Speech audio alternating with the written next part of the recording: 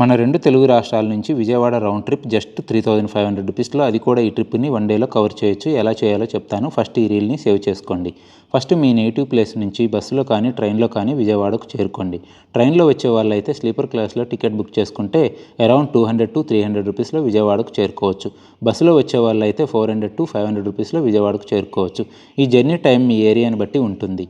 విజయవాడకు రీచ్ అయిన తర్వాత రైల్వే స్టేషన్ లేదా బస్ స్టేషన్కి నియరెస్ట్లో నెంబర్ ఆఫ్ హోటల్స్ ఉంటాయి. ఇక్కడ రూమ్స్ 800 to 1200 రూపీస్ మధ్యలో దొరికేస్తాయి.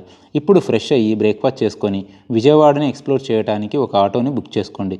వీళ్ళు 1500 to 2000 రూపీస్ ఛార్జ్ చేస్తారు. మీరు నెగోషియేట్ చేసేదాన్ని బట్టి ప్రైస్ ఉంటుంది. ఇప్పుడు మీరు విజయవాడలో ఫస్ట్ ఇస్కాన్ టెంపుల్ని విజిట్ చేయండి. సెకండ్ కనకదుర్గమ్మ టెంపుల్ని దర్శించుకోండి. థర్డ్ ఉండవల్లిలో ఉన్న ఉండవల్లి కేవ్స్ని విజిట్ చేయండి.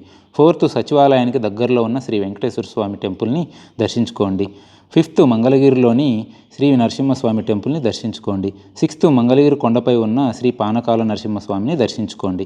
ఇక్కడ ఫుడ్ కాస్ట్ 300 to 400 రూపీస్లో మేనేజ్ చేయొచ్చు. ఇప్పుడు విజయవాడ నుంచి మీ హోమ్ టౌన్కి బస్సులో కానీ ట్రైన్లో కానీ రిటర్న్ అవ్వండి. విజయవాడ గురించి అన్ని డీటెయిల్స్తో ఆల్రెడీ నా యూట్యూబ్ ఛానల్లో ఫుల్ వీడియో అప్లోడ్ చేశాను.